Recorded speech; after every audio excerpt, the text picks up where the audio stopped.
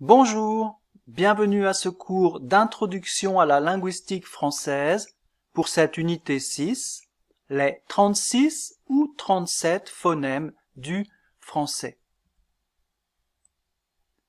On considère en effet généralement que le français possède 36 ou 37 phonèmes, à savoir 16 voyelles, 17 ou 18 consonnes et 3 semi-voyelles. Le nombre de consonnes dépend de la façon de compter.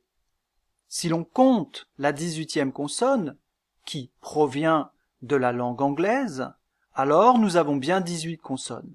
Si l'on ne compte pas ce phonème, alors nous avons 17 consonnes. Voyons tout d'abord le rôle de la glotte et des cordes vocales. La glotte est l'orifice à l'intérieur du larynx. Vous voyez sur ces différents schémas, la glotte ici, à l'intérieur du larynx, délimitée par les cordes vocales.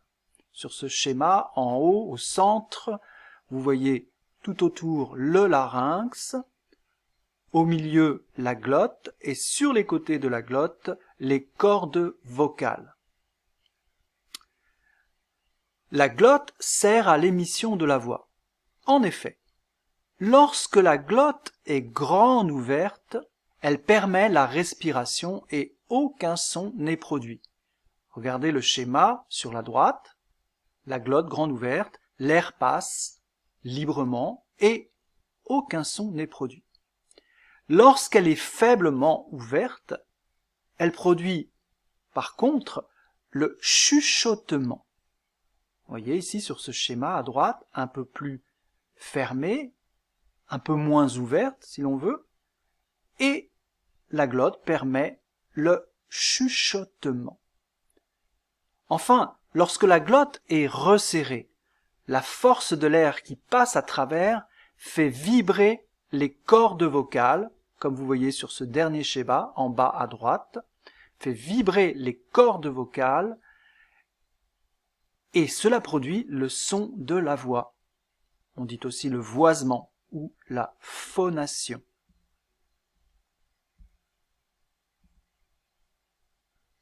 Alors nous pouvons maintenant découvrir ensemble les 16 voyelles du français. Voyons en premier lieu la différence entre les consonnes et les voyelles. Les voyelles. Après la glotte, si l'air continue son chemin librement, c'est-à-dire sans obstacle, le son produit sera une voyelle. Voyez sur ce schéma à gauche la glotte ici, l'air qui passe à travers la glotte et qui s'échappe librement vers la cavité buccale ou un peu plus en haut vers la cavité nasale. Mais dans les deux cas, l'air s'échappe librement, ne rencontre aucun obstacle et le son produit est une voyelle. En revanche, si après la glotte, l'air est obstrué, c'est-à-dire rencontre un obstacle, alors le son produit sera une consonne. Vous voyez ici, l'air sort par la glotte, de la même façon, et rencontre un obstacle, ici, vous voyez, au niveau des lèvres. Alors, le son produit sera une consonne. Ici, en l'occurrence, puisque l'obstacle est constitué par les lèvres, il s'agira de consonnes bilabiales, par exemple les consonnes P et B. À la différence des voyelles, les consonnes sont produites avec ou sans l'action des cordes vocales. Autrement dit, il existe des consonnes sonores qui nécessitent l'action, la vibration des cordes vocales et des consonnes sourdes comme la consonne P qui ne font pas vibrer les cordes vocales. Chaque voyelle est différente. Chaque voyelle possède un son particulier que nous appellerons son timbre. Voyons donc dans cette diapositive la production du timbre de la voyelle. Pour cela, nous devons comprendre le rôle des résonateurs. Pour produire une voyelle, l'air qui passe à travers la glotte doit continuer son chemin librement, sans obstacle. Dans ces conditions, ce qui permet de produire des voyelles différentes, c'est la forme des 4 résonateurs de l'appareil phonatoire. Vous voyez sur ce schéma, à gauche, 1, le résonateur pharyngal, 2, le résonateur buccal, 3, le résonateur labial et 4, le résonateur nasal. Ces 4 résonateurs vont déterminer le timbre de la voyelle suivant des conditions que nous allons étudier.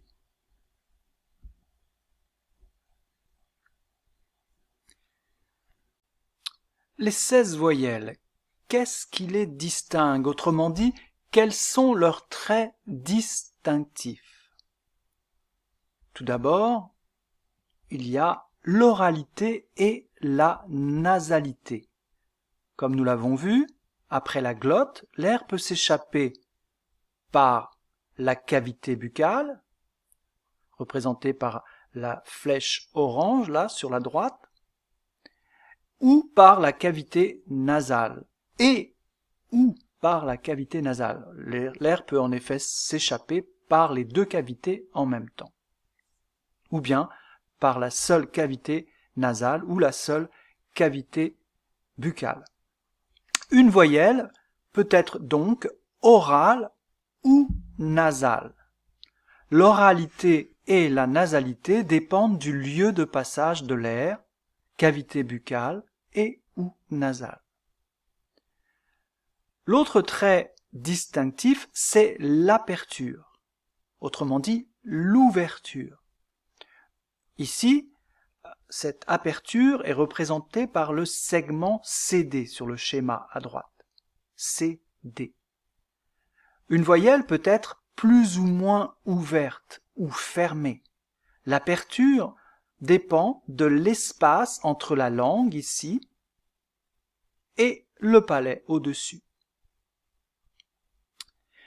Comme trait distinctif, nous avons aussi l'antériorité et la postériorité, représentées par le segment AB. Une voyelle peut être antérieure ou postérieure. L'antériorité et la postériorité dépendent de la position avancée ou reculée de la langue.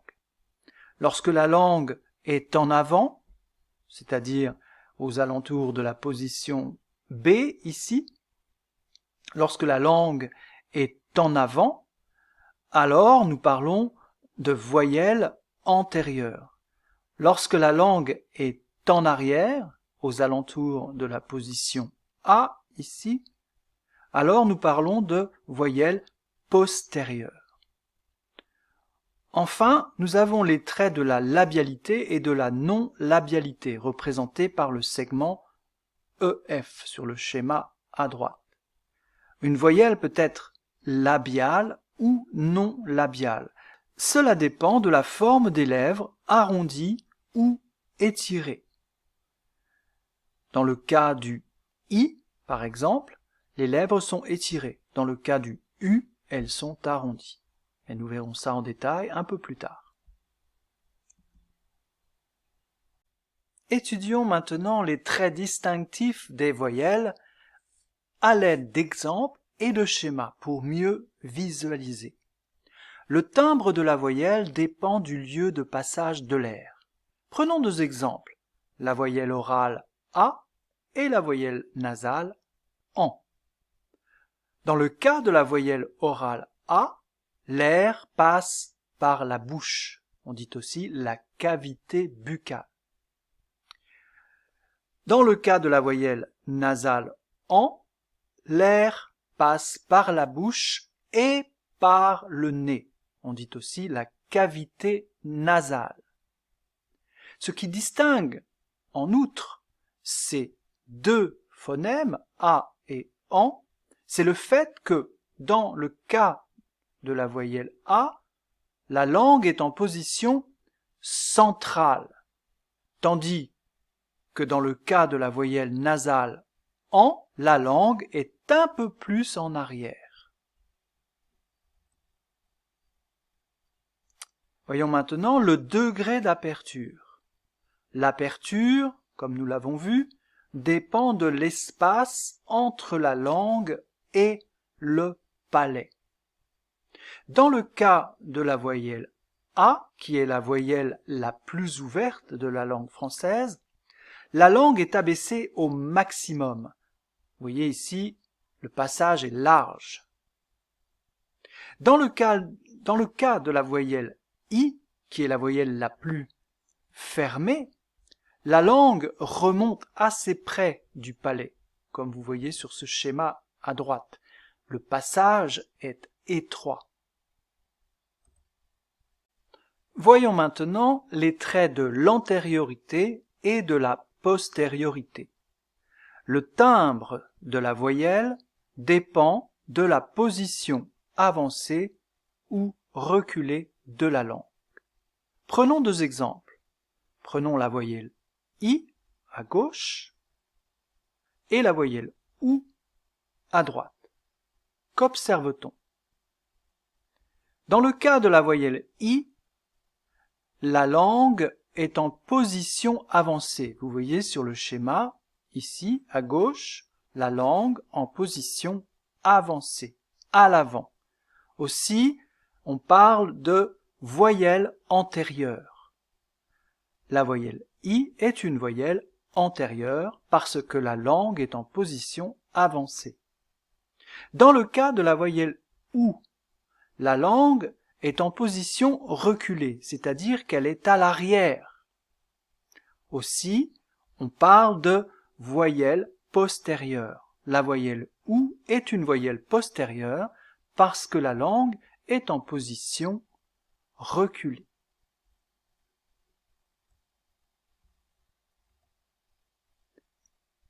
Enfin, voyons le trait de la labialité.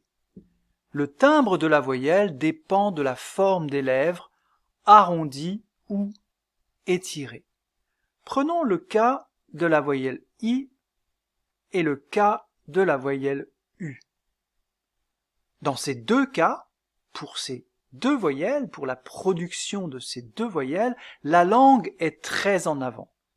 Alors qu'est-ce qui distingue la voyelle I de la voyelle U? Quel est le trait distinctif de la voyelle I? Quel est le trait distinctif de la voyelle U? Eh bien, ce qui distingue la voyelle I de la voyelle U, c'est que pour produire la voyelle I, les lèvres doivent être très tirées. Alors que pour produire la voyelle U, les lèvres doivent être très arrondies. Comme vous voyez sur ces deux schémas, I, lèvres très tirées, bouche très fermée, et U, lèvres très arrondies, bouche très fermée.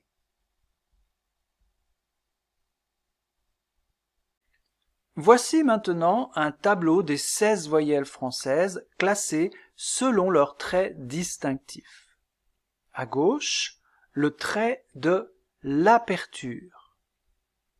Les voyelles sont classées verticalement selon leur degré d'aperture. En haut, les voyelles fermées, comme la voyelle I. Ensuite, les voyelles mi-fermées, comme la voyelle E. Mi-ouvertes, comme la voyelle E. Et les voyelles ouvertes, comme la voyelle A.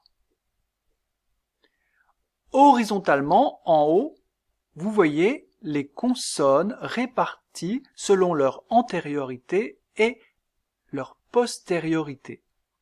De gauche à droite, nous allons des voyelles les plus antérieures, comme la voyelle I, aux voyelles les plus postérieures, comme la voyelle OU.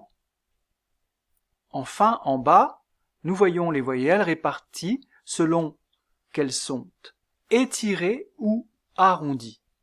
Pour la voyelle A, par exemple, les lèvres doivent être étirées. Pour la voyelle A, par contre, les lèvres doivent être arrondies. Et maintenant, la liste des 16 voyelles françaises.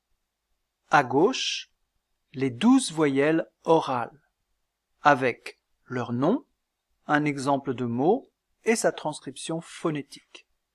Le A postérieur, comme dans pâte, le A antérieur, comme dans pâte, le E fermé, comme dans pré, le E ouvert, comme dans père, le I, comme dans lit, le O fermé, comme dans pot, le O ouvert, comme dans port, le E fermé, comme dans peu, le E ouvert, comme dans peur, le E sourd ou muet, comme dans le OU français, comme dans fou, le U français, comme dans tu. À droite, les 4 voyelles nasales. Le E ouvert nasalisé, comme dans pain, le E ouvert nasalisé, comme dans un, le O ouvert nasalisé, comme dans bon, et le A postérieur nasalisé, comme dans blanc.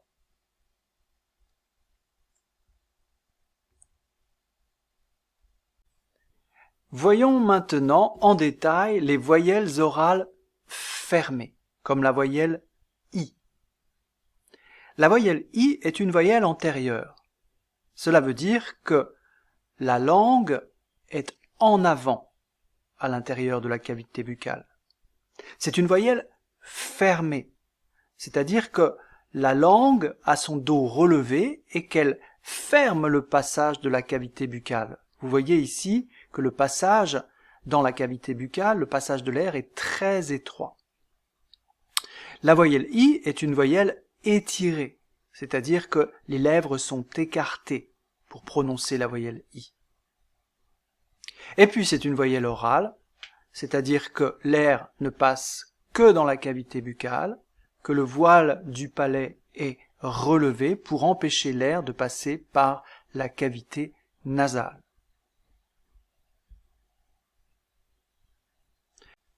La voyelle OU. La voyelle OU est une voyelle postérieure, c'est-à-dire que la langue est située en arrière dans le palais. C'est une voyelle fermée, c'est-à-dire que le dos de la langue est relevé, qu'il ferme le passage de l'air dans la cavité buccale. Vous voyez sur le schéma ici, le passage est très étroit. C'est une voyelle arrondie, c'est-à-dire que les lèvres sont arrondies pour prononcer le phonème OU. Enfin, c'est une voyelle orale, c'est-à-dire que le voile du palais est relevé pour empêcher l'air de passer dans la cavité nasale et pour qu'il n'aille que dans la cavité buccale.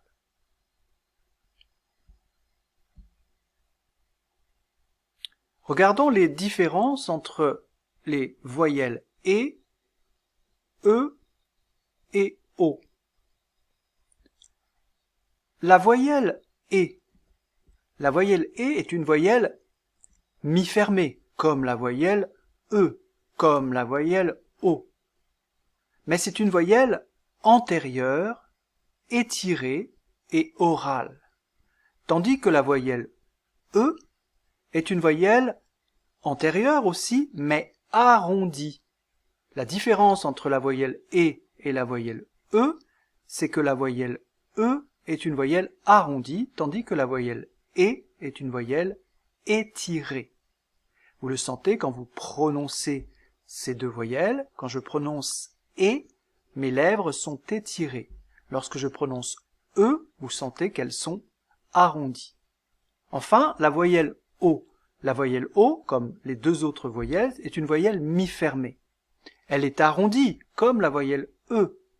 Mais, contrairement à la voyelle E, ce n'est pas une voyelle antérieure, c'est une voyelle postérieure. Cela veut dire que lorsque je prononce la voyelle O, ma langue est située plus en arrière. Sentez la différence. Si je dis E, je sens que ma langue est un peu plus en avant. Quand je dis O, elle est un peu plus en arrière.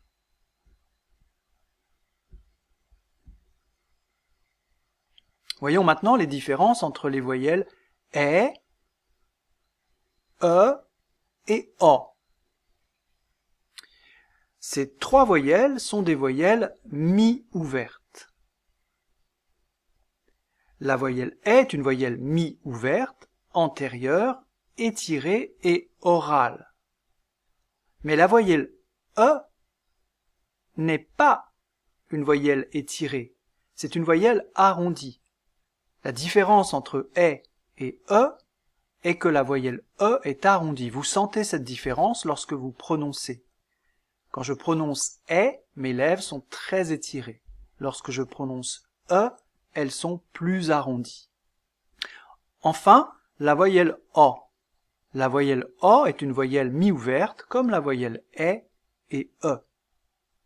Mais contrairement à la voyelle E, c'est une voyelle qui est postérieure. C'est-à-dire que pour prononcer la voyelle O, ma langue doit être en arrière dans le palais. Et vous le sentez quand vous prononcez. E, O. E, O.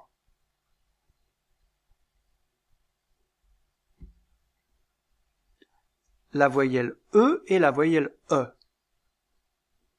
Ces deux voyelles sont antérieures, arrondies et orales. Mais la différence entre la voyelle E et la voyelle E, c'est que la voyelle E est une voyelle mi-fermée.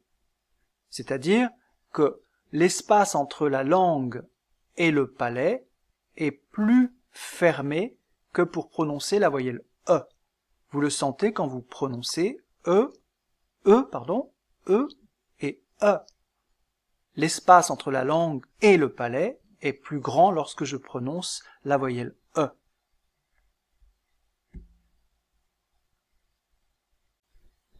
La voyelle O et la voyelle O. Ces deux voyelles sont des voyelles postérieures, arrondies et orales. La différence entre la voyelle O et la voyelle O est que la voyelle O est une voyelle mi-fermée. Lorsque je prononce la voyelle O, le passage de l'air en arrière, ici dans le palais, est plus étroit que lorsque je prononce la voyelle O. Vous voyez ici que le passage est un peu plus large. Ce n'est pas évident sur ces deux schémas, mais c'est la raison pour laquelle ces deux voyelles sont différentes. Le passage est plus étroit, donc la voyelle est plus fermée, la voyelle O est plus fermée que la voyelle O, pour laquelle le passage est un peu plus large, et qu'on appelle une voyelle mi-ouverte. La voyelle A est la voyelle la plus ouverte de la langue française. C'est une voyelle antérieure, c'est-à-dire que la langue est en avant. C'est une voyelle étirée, les lèvres sont étirées, et c'est une voyelle orale. Vous voyez ici que le dos de la langue est abaissé pour laisser largement le passage à l'air pour prononcer la voyelle A.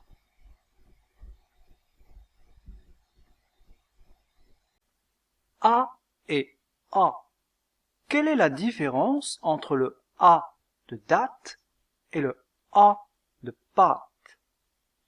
La voyelle A de date est une voyelle antérieure, c'est-à-dire qu'elle est prononcée avec la langue en avant, tandis que la voyelle A de pâte est prononcée avec la langue en arrière.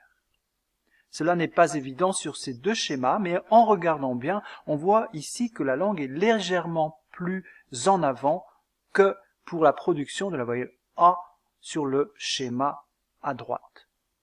On voit que l'espace entre le voile du palais et le dos de la langue, d'ailleurs, est un peu plus large ici et un peu plus étroit ici. Par ailleurs, le A de date est une voyelle étirée, c'est-à-dire que pour la prononcer, les lèvres doivent être étirées, écartées. Tandis que pour la production de la voyelle A de pâte, les lèvres sont plus arrondies.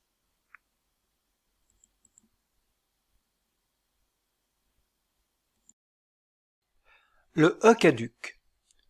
Le phonème E peut être appelé E caduc, E sourd, E muet ou encore E instable. Sa transcription phonétique, son symbole phonétique est appelé le schwa. Le E caduc est une voyelle mi-fermée ou mi-ouverte, car sa prononciation varie du E fermé au E ouvert. C'est une voyelle antérieure, arrondie et orale. Le schwa, le symbole phonétique du E caduc, ne peut être attribué qu'à la graphie E. La voyelle peut ne pas être prononcée, comme dans le mot petit, prononcé petit ou petit, ou dans le mot samedi, prononcé samedi ou samedi. Dans d'autres cas, la voyelle doit obligatoirement être prononcée, comme dans le mot mercredi, prononcé mercredi. Il serait impossible de ne pas prononcer le E caduc dans ce mot. La prononciation du E caduc peut varier de E à E. Un exemple avec le mot fenêtre, qui peut être prononcé fenêtre ou fenêtre. Vous entendez la différence? Fenêtre ou fenêtre. Voyons maintenant ce qui distingue la voyelle 1, comme dans le mot pain, et la voyelle 1, comme dans le mot brun. La voyelle 1, comme dans le mot pain, est une voyelle mi-ouverte, antérieure et nasale, mais elle est étirée, tandis que la voyelle 1 du mot brun est arrondie. Donc la prononciation diffère au niveau de la labialité. 1 de pain est étiré, 1 de brun est arrondi. Voyons maintenant la voyelle an, comme dans le mot blanc, et la voyelle on, comme dans le mot pont.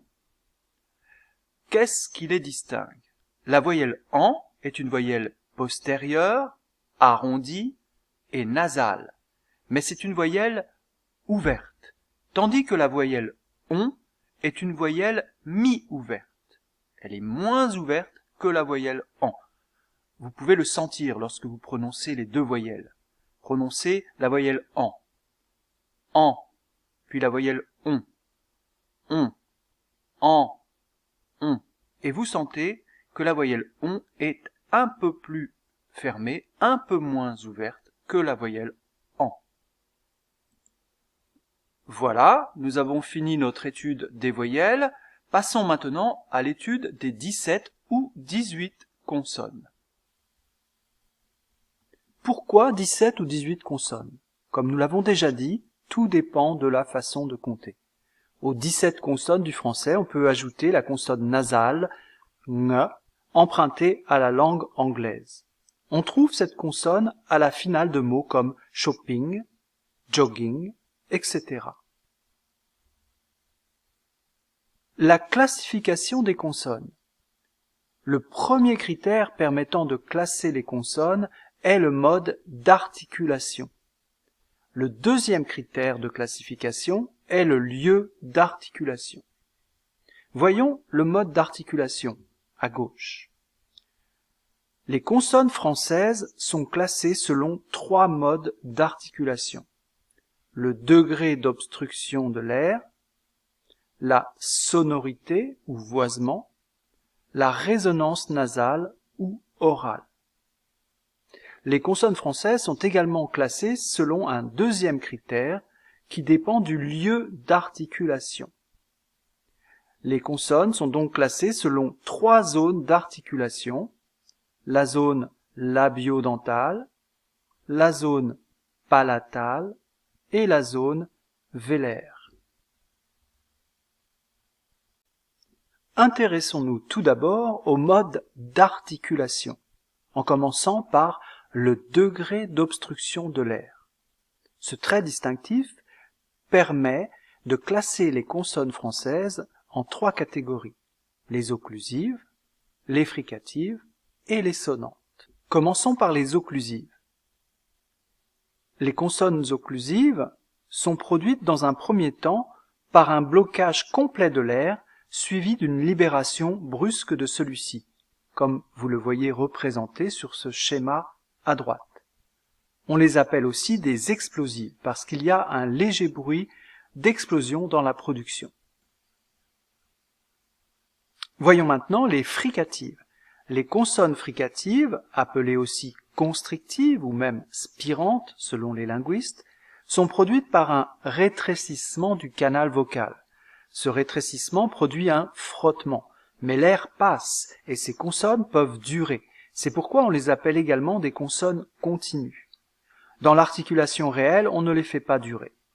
Notez qu'en latin, fricare signifie frotter. Et vous voyez ici sur ce schéma à droite, l'air qui passe à travers un rétrécissement du canal vocal et ce qui produit un bruit de frottement, d'où le nom fricative. Enfin, les sonnantes. Les consonnes dites sonnantes sont les consonnes qui présentent le degré d'obstruction le plus faible à l'émission de l'air. L'air s'échappe plus librement que pour les occlusives ou les fricatives. On distingue 3 sonnantes nasales. L'air rencontre un obstacle total dans la bouche, mais s'échappe librement par le nez. 3 sonnantes dites glissantes. Leur articulation est proche de celle des voyelles I, U et OU, mais l'écart langue-palais est moins important, d'où un léger bruit de frottement rappelant celui des fricatives. Une sonnante liquide vibrante, le R roulé apical ou le R roulé uvulaire. L'air rencontre un obstacle partiel dans la bouche. Enfin, une sonnante liquide latérale pour laquelle l'air passe sur les côtés de la langue. Voyons maintenant un deuxième trait distinctif, celui de la sonorité. On oppose les consonnes voisées ou sonores, articulées avec des vibrations des cordes vocales, aux consonnes non voisées ou sourdes, articulées sans que les cordes vocales vibrent. La sonorité est un trait qui permet de distinguer un phonème d'un autre phonème. Ainsi, par exemple, le son S se différencie de Z et F se différencie de V. Rappelons à l'aide de ce schéma que la glotte est l'orifice situé à l'intérieur du larynx, délimité par les cordes vocales et qui, en se resserrant, provoque la vibration des cordes vocales, c'est-à-dire la production de la voix. Lorsque la glotte est tout à fait fermée, il y a production du coup de glotte. C'est le cas lorsque l'on produit une occlusive glottale. Lorsque la glotte est resserrée, il y a production de la voix. C'est le cas lorsque nous produisons des voyelles ou des consonnes sonores. Lorsque la glotte est tout à fait ouverte, l'air passe librement, il n'y a pas production de la voix. Mais l'on peut produire des consonnes sourdes. Voyons enfin un troisième trait distinctif, celui de la résonance orale ou nasale. En arrivant dans le pharynx buccal, l'air peut suivre 2 chemins différents. Voyez sur ce schéma à gauche. Lorsque le voile du palais est relevé, le voile du palais est ici, à droite sur ce schéma. Lorsque le voile du palais est relevé, on obtient un son de type oral. En effet, le voile du palais relevé ferme l'accès à la cavité nasale. C'est le cas, par exemple, lorsqu'on prononce les phonèmes correspondant aux graphies ici représentées par V, B et P. Voyons maintenant le schéma à droite, qui représente l'articulation nasale. Lorsque le voile du palais est rabaissé, c'est-à-dire lorsqu'il permet à l'air d'accéder à la cavité nasale.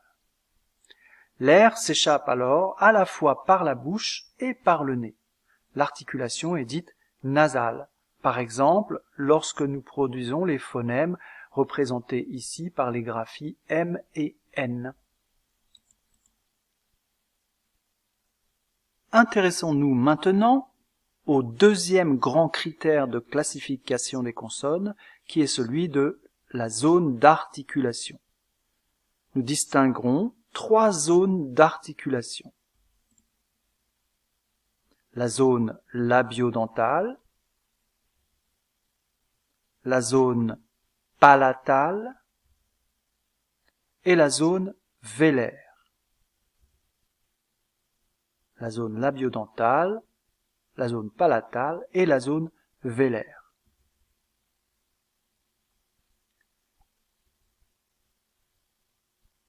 Voyons maintenant plus en détail les points d'articulation de la zone labio-dentale. Nous distinguerons les lèvres, auxquelles correspond l'adjectif labial. Notons que nous étudierons en particulier les adjectifs correspondant aux différentes parties de l'appareil articulatoire. Nous avons ici les dents et l'adjectif dental, les alvéoles situées derrière la petite paroi ici, située derrière les dents, avec l'adjectif correspondant alvéolaire. Donc, les lèvres, adjectif labial, les dents, adjectif dental, les alvéoles, adjectif alvéolaire. Voyons maintenant en détail la zone palatale. L'adjectif correspondant à l'ensemble du palais, dur, c'est l'adjectif palatal. L'avant du palais, avec l'adjectif correspondant prépalatal. L'arrière du palais, ici, avec l'adjectif postpalatal. Voyons maintenant en détail la zone vélaire. La zone vélaire, c'est la zone du palais mou. On dit aussi voile du palais. Et l'adjectif correspondant, c'est l'adjectif vélaire. Et à l'extrémité du palais mou se trouve la luette. On dit aussi l'uvule. Et l'adjectif correspondant est uvulaire. Donc pour résumer, les lèvres, les dents, les alvéoles, le palais dur, le palais mou ou voile du palais, la luette ou uvule, avec les adjectifs correspondants labial, dental, alvéolaire, prépalatal, palatal, postpalatal, vélaire et uvulaire. Nous nous sommes intéressés à la partie supérieure de l'appareil articulatoire, une partie qui ne bouge pas, une partie fixe.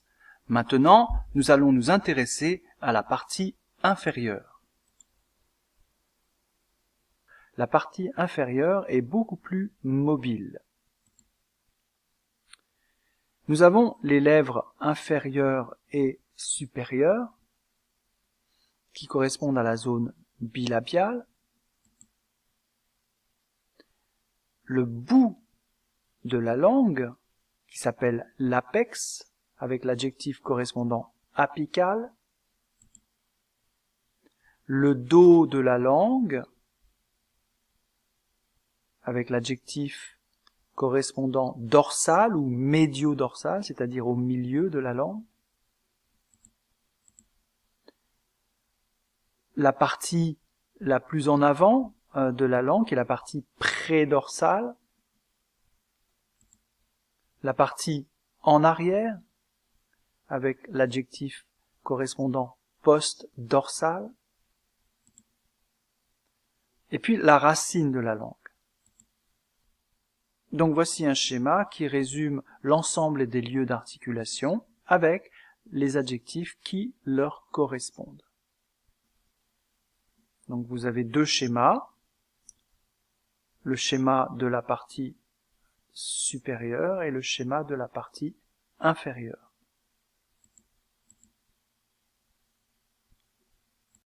Voici maintenant un tableau général des consonnes et des semi-consonnes, récapitulant les classifications que nous avons opérées à l'aide des différents critères liés au mode d'articulation et au lieu d'articulation. À gauche, verticalement, vous avez les modes d'articulation. Et vous reconnaissez les occlusives, comme P, B, M, T, D, N, Ñ, comme dans montagne, Q, G, et ce phonème d'origine anglaise, le Ng, comme dans shopping ou jogging.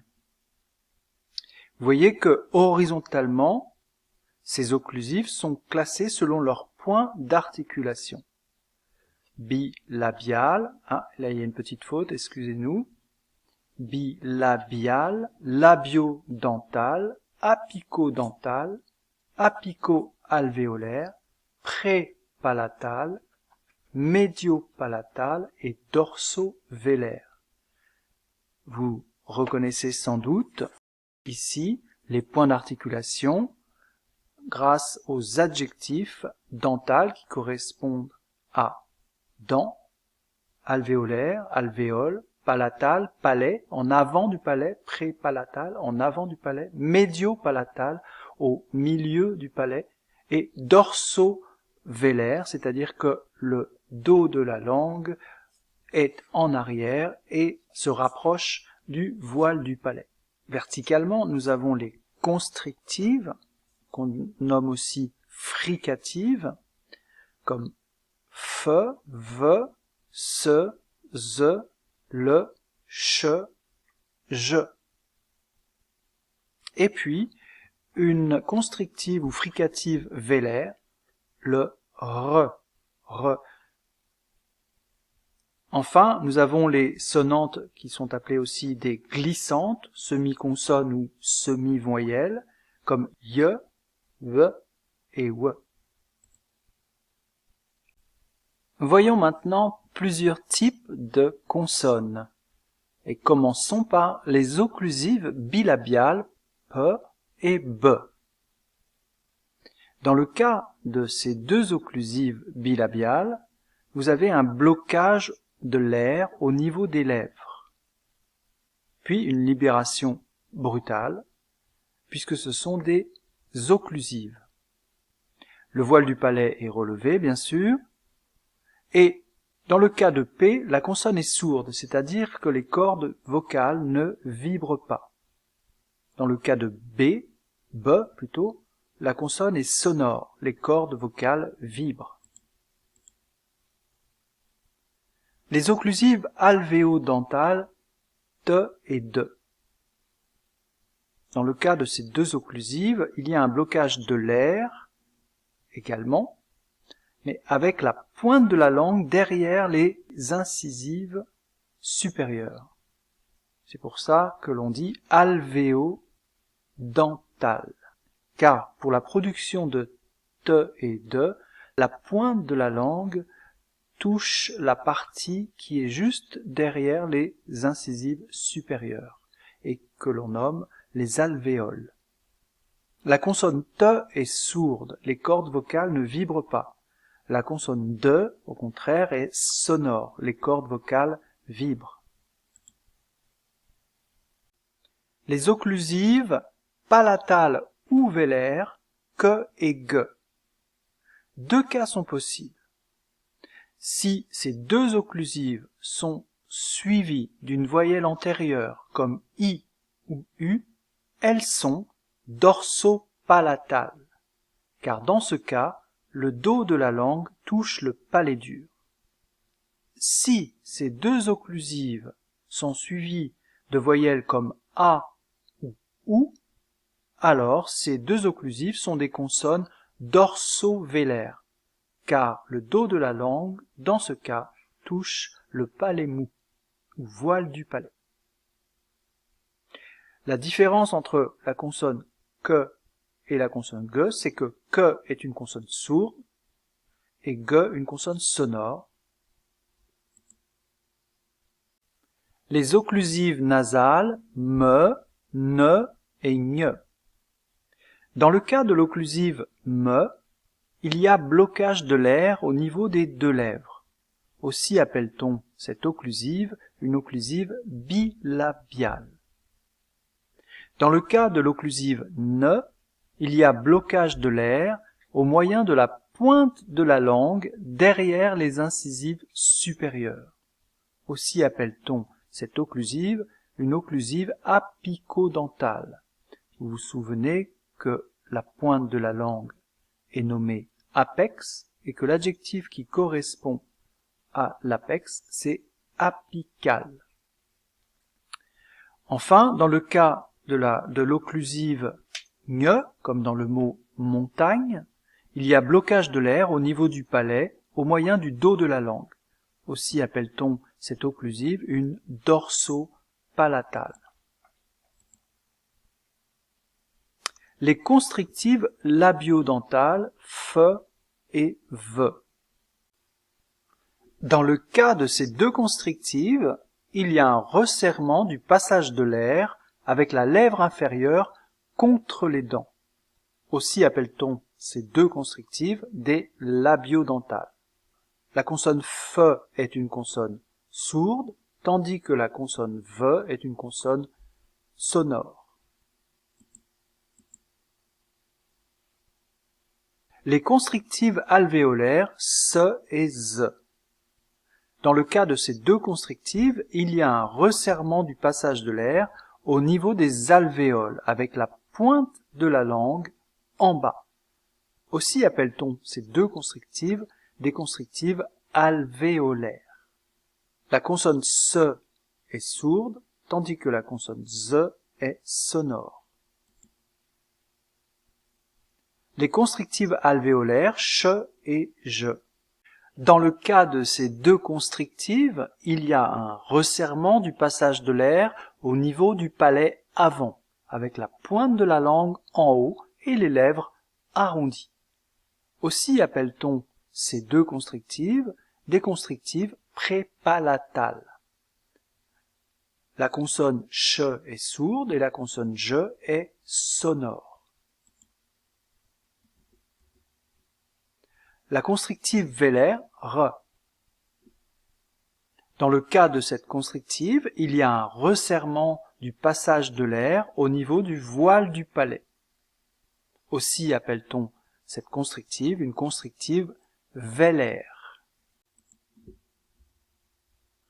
Enfin, la constrictive alvéolaire latérale, le.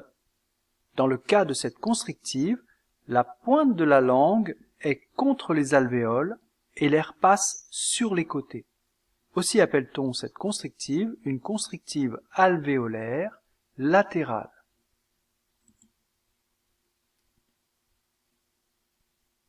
Voilà, maintenant découvrons les trois semi-consonnes ou semi-voyelles du français. Nous avons la semi-consonne palatale y. Alors, dans le cas de cette semi-consonne, le dos de la langue est relevé et en avant, et les lèvres écartées. Nous avons la semi-consonne palatale arrondie e. Comme dans le cas de la semi-consonne y, la masse de la langue est en avant et son dos relevé. Mais contrairement à la semi-consonne y, les lèvres sont arrondies.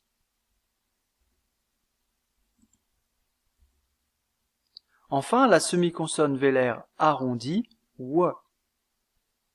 Dans ce cas, la masse de la langue est en arrière. Son dos est relevé, mais sa masse est en arrière. Et les lèvres sont arrondies.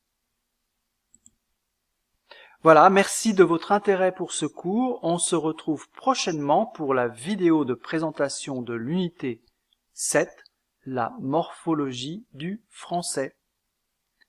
Au revoir.